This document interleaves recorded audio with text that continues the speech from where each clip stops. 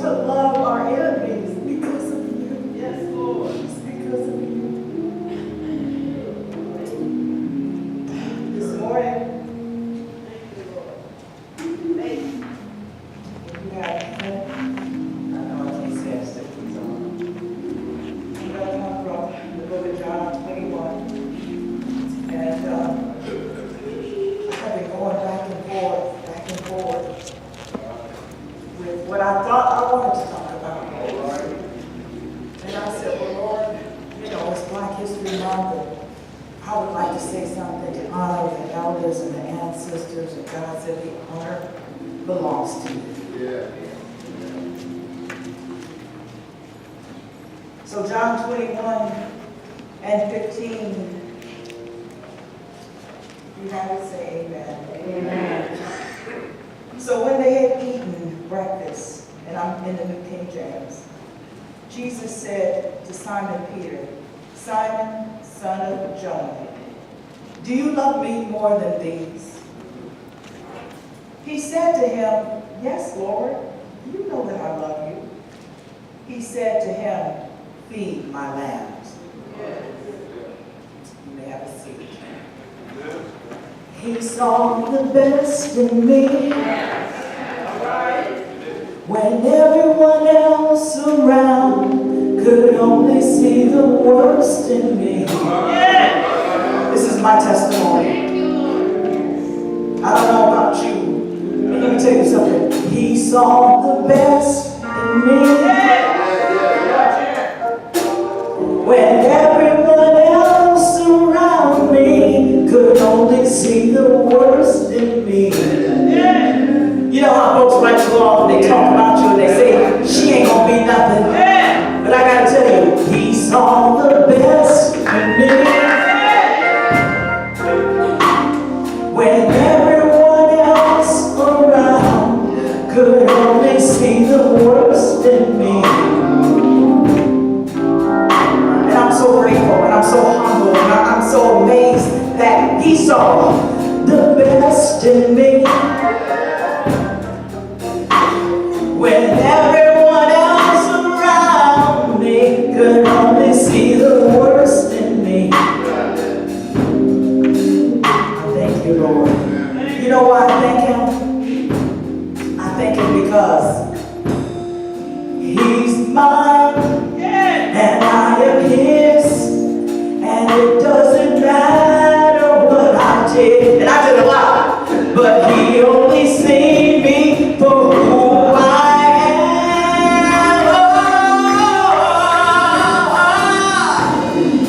He's mine and I'm his, and it didn't matter what I did, 'cause he only saw me for who I am. Oh, who I am.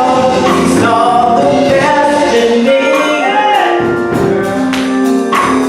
when everyone else around me could only see the worst in me. Woo! Yes. That's my theme song, y'all. So when the Lord brought me, and this is one of my favorite parts of the Bible because it resonates so much with who I am and my journey. So I'm going to go ahead and pick up at 16. He said to him again, Simon, son of Jonah, do you love me? Yeah. Now, so you got to understand it wasn't a rhetorical question. It was for Simon to answer that himself, for himself. Sometimes we got to answer that question for ourselves because sometimes we stray a little bit off path. I tell people I never get out of purpose, but sometimes I stray a little bit off the path. So we have to ask that question, do I love him more than these? Do I love him more than that? Yesterday in Bible study, we talked about temptations. We talked about the crafty serpent and those things that will come against you to make you question your desire, to make you question who you say you are, to make you question what you're willing to do to get down like that.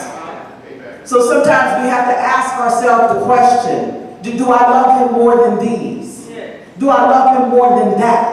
Is my desire for him greater than all that I think and I want that's on this earth? Yes. All right. Jesus.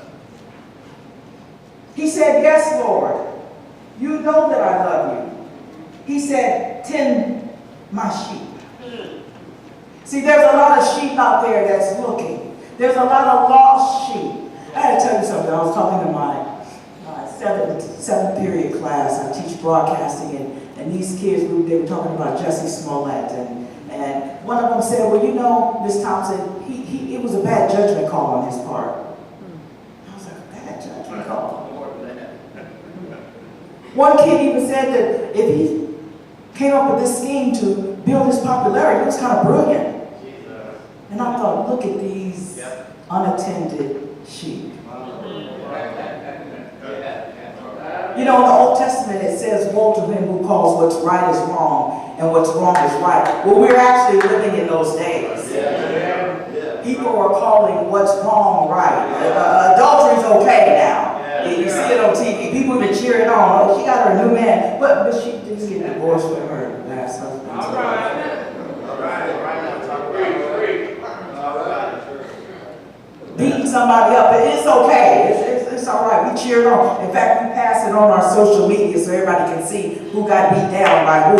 And it's like, no sympathy for the person that got the beat down. Jesus. In this country, we have a thirst for blood because there are a lot of sheep out there that have been left unattended. Understand that our mission, while we come together for the purpose of fellowship, is really outside the four walls of this building. Yeah. Even though we come together, because sometimes we have really been out there in the vineyard working diligently, spreading the gospel, taking the hits. Yeah. They need to be fed. That's our job. To feed the sheep. Yeah. So when Jesus asked him the third time, Simon, son of Jonah, do you love me? Peter was grieved. He said to him the third time, do you love me? He was grieved, Peter was grieved. But Peter wasn't getting it. Yeah, that's right. He didn't understand the point of the question. It wasn't that Jesus didn't know. But do you? Just like when he said, Adam, where are you? It wasn't that he didn't know where Adam was. It's Adam, son, where are you? You tripping. Where are you? You're not in me. Where are you? I gave you specific instructions. Where are you? You are doing your own thing. Where are you? You caught all up in her. Where are you? You're supposed to be over here.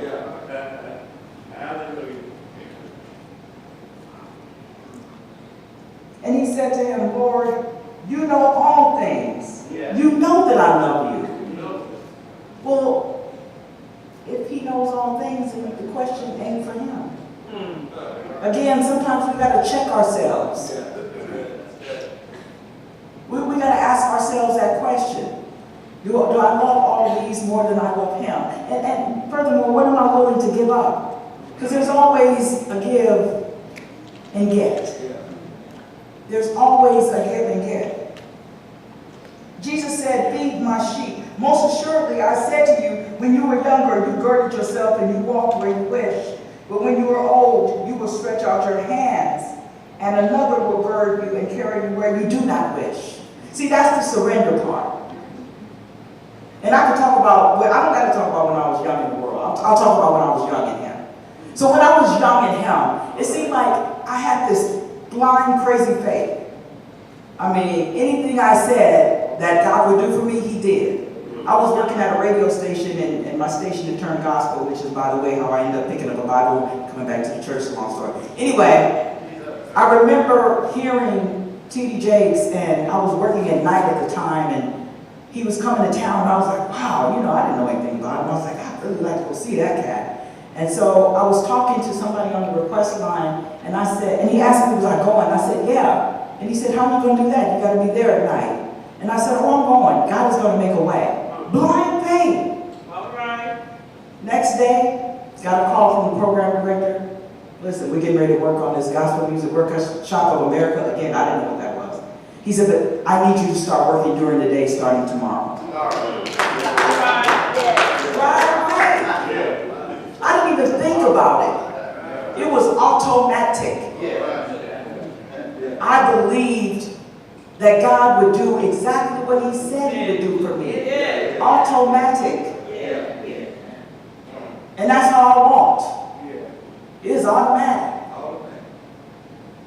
But you see, once you get into a state of true surrender, God examines your heart. He goes, oh, okay. So I let you go through all that you see that I'm real. You know who I am. You understand my get down. And now I'm looking at your heart, and your heart is like, okay.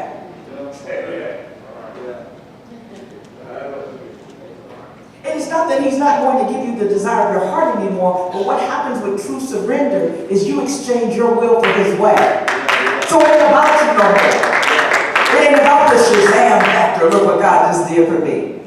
It becomes about doing his will, his way.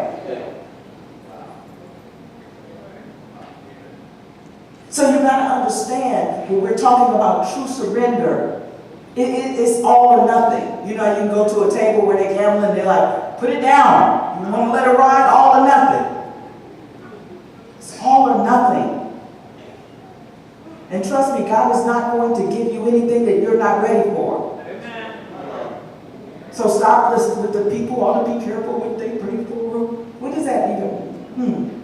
I need to be careful. No, I had somebody actually get upset with me about that.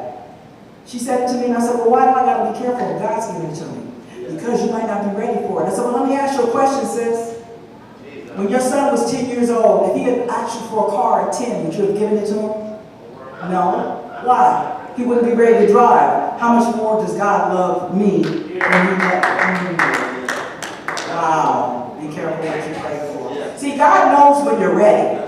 But the question is, do you know when you're ready? So, do you love me more than these? It wasn't about God getting Jesus understanding. It was about him getting an understanding of his real position. Understanding of your real position means you're willing to go. I will go in Jesus' name. We sing the songs. We rock the choir. But it's a heart matter. It's a heart matter with God. Because he's talking about carrying you to a place where you do not want to go. Because of your surrender. A place that may not be so comfortable and accommodating to who you are. A place where you might feel like you got to wild out on somebody. But you're still required to be who you are in him. See, that's what that's all about. It's not about where I want to go. It's not about where you want to go. When you're truly surrendered unto God, you're going to go where he say go. I got you now. I'm undergirding you now, so you come with me. And like I said, it's not always pretty. I worked at a job for 16 years in LA, and everybody thought it was just a bomb. But I was taking hit after hit for the gospel's sake. Hit after hit. I could not revel in what I was doing because I knew the hits that I was taking. I knew the rejection that I was taking, and it was heavy. You see, a lot of people talk about, people not liking them or not doing for them for Christ's sake, but you got to really examine yourself. And if you find nothing wrong, then it's for Christ's sake. Because some of us do some things to people, and then we want to put it under the heading for Christ's sake now. But when you really examine your situation and you're going, Lord, why they treat me so bad? For why? For my sake.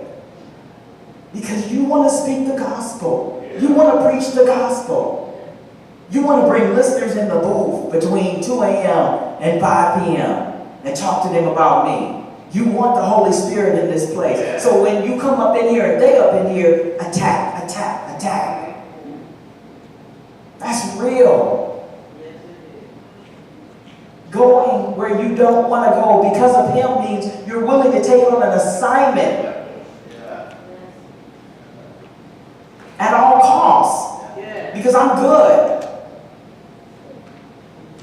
We talk about seek ye first the kingdom kingdom of heaven and all of its righteousness, everything will be added unto you. But guess what? When you're truly seeking the kingdom of heaven, all that's added unto you is what he wants you to have and do. Again, it's not about you. You're exchanging yourself. You're giving of yourself. You're saying, God, here I am. Yes.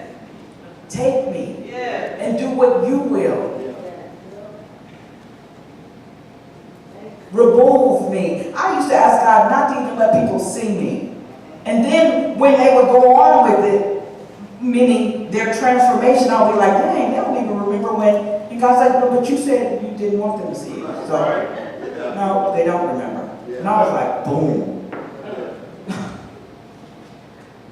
So we got to understand that there are lots of sheep out there that want to be fed, and it's really our job to mount up those wings and be ready to soar. So Jesus, I'm at 19, Jesus said, this he spoke, signifying by what death he would glorify God. So here again is a death. When he told him, and I'm going to go back, he said, feed my sheep. Most assuredly, I say to you, when you were younger, you girded yourself and you walked where you wish. But when you are old, you will stretch out your hands, and another will gird you and carry you where you do not wish. This he spoke, signifying by what death he would glorify God. So we got to die, right? We got to die to ourselves. And think about this, because there's lots of people with lots of testimony that you can easily point out and go, yeah, I get that. I was in prostitution. Now I'm with Christ. Oh, I get that. I was a drug dealer. I was on dope. I was a hustler. I was a gangster. You get that. But try just giving it up when you was just a fly system. You didn't hurt nobody. You didn't want to see nobody get hurt. You was good. You just love life, just like to party a little bit, like to drink a little bit. Giving it up on that level. It seemed harmful, right? But God said, no, that's not the foundation I laid. Yeah, you're a nice girl. But that's not the foundation I laid for you. You got to die a real death. Yeah, your family is cool. Y'all did a lot in the bay. Your daddy set forth a lot of precedents. But that's not the foundation I laid for you, so it's never going to be good enough. Meaning there's always going to be a crack in that foundation. And the enemy is always looking for a crack. I don't care how good you think you are. He's always like, that one little thing right there, you can let God fill up. That's where I'm going to get you. And see, if we really talk about the real things of the enemy, his job is to stop those who are really working for God. I mean, the enemy can walk in any church and walk down the aisle and go, she ain't going to do nothing. Looking at that praise ain't even real. Look at her, she can't wait to get out of church so she can go smoke her weed. But then he looks and he goes, Minister Isaac. That's who I got to take down. Minister Isaac. Reverend Paul, got to take him out. Reverend Hill, got to take him out. Reverend Reuben, I'm taking him out. See, when you got real purpose, you always got a testimony of what you just escaped from. And I think sometimes we need to go ahead and share that testimony, because the average person sitting out there thinks because we are under the secret place of the Most High, dwelling under the shadow of the Almighty, that nothing comes near us. And it does. Temptation. Heartache. Betrayal. Ooh, betrayal. I could do a whole sermon on that, but I won't. I think y'all understand. The true surrender is about being willing to give up all of you in order to let God live and work through you. That's what the sheep feeds on. Not fancy words and repetitions on how you can say it when you say it. Not that you know the whole Bible. It's what God wants. Because see, God is so specific that he knows who needs what, how they need it, and when they need it. You don't. So your thing is to let him undergird you and take you where you do not wish to go. Because you're a vessel after all. You're ready. And in this day and age, we've got to stay ready. Because people are terribly wrong in their thinking. And they're serious. I had to talk to my class for about 25 minutes before the light bulb went off about basics of right and wrong. What are we teaching our kids? The basics of right and wrong? I mean, we all know that the body follows the head, and the head of this country right now is corrupt, so it trickles on down and it magnifies. But God's got a body of people that are being equipped and have been equipped and need to get out and do their assignment and got work to do and got a job that needs to be done and got some people on their assignment list that they haven't talked to, and we got stuff we got to do. And it's not where we want to go, and it's not what we want to do, but we surrender so we can go ahead and get it done. Because on the other side is glory. So we got to die that death. Even though we don't want to, you know, we say, I mean, that's not harming nobody if I just do a little. I mean, look how long people have to come to the conclusion about R. Kelly. It's like, hello, remember Aaliyah? He took her and he married her. We forgot about that because his song was jamming. What? And that's the world. You don't want me to start about the church. Even though we've been warned that many have creeped in unnoticed. Even though we've been warned that there are some that are going to sow discord amongst the brethren. Even though we've been warned about the false preachers, false teachers, and false prophets. But that's not to be our concern. That's not our concern. We still have to go on and do what God told us to do. There would be more written to us about those things if that was to be our concern.